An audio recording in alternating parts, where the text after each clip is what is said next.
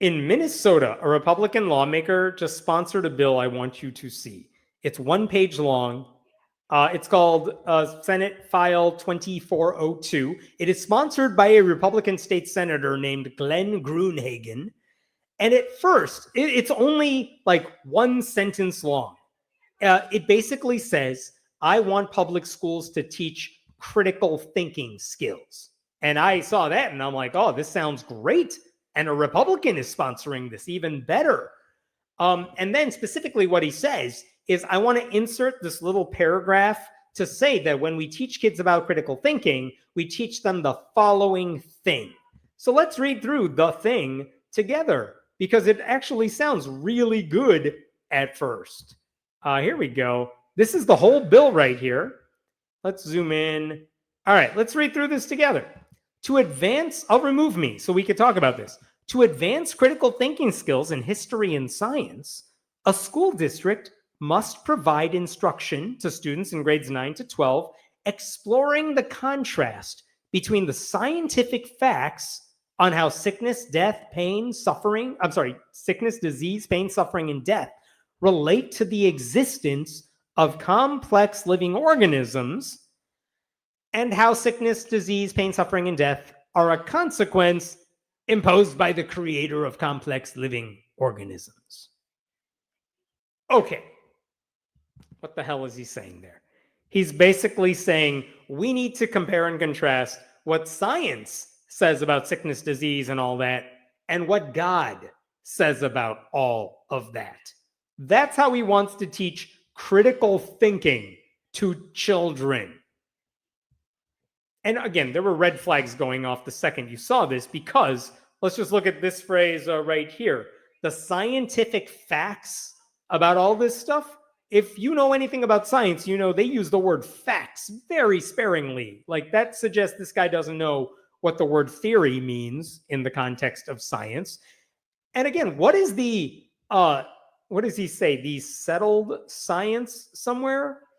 What is the settled science, the scientific facts about suffering and death?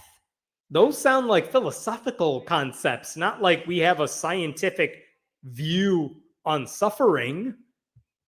Because he's not talking about let's measure your nerves or what happens there. I don't know. What experiments is he talking about?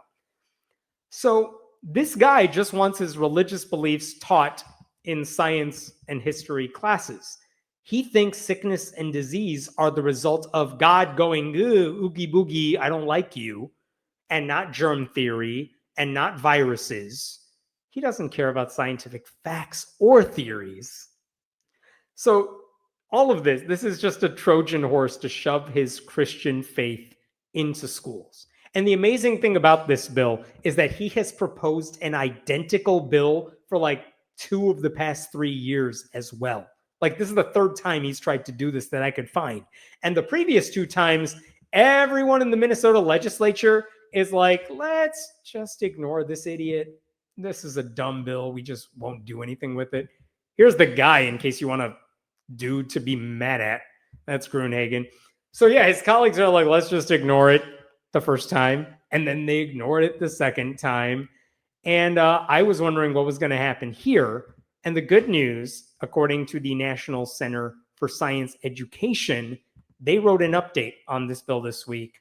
And they said Minnesota Senate File 2402 died in committee on April 4th when a deadline for committees to act favorably in the House of Origin passed.